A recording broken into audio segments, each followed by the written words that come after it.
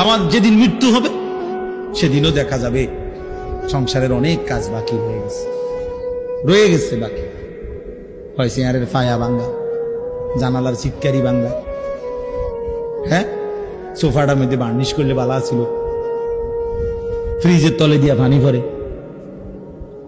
নুন নাই, তেল নাই, সাবান নাই, এই না?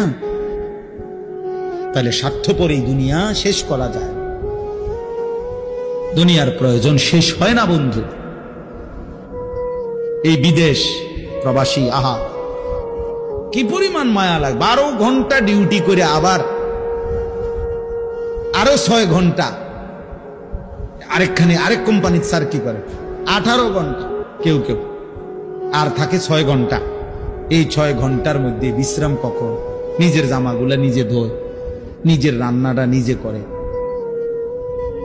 প্রবাসীগুলো বিদেশে থাকে যে, আমি তো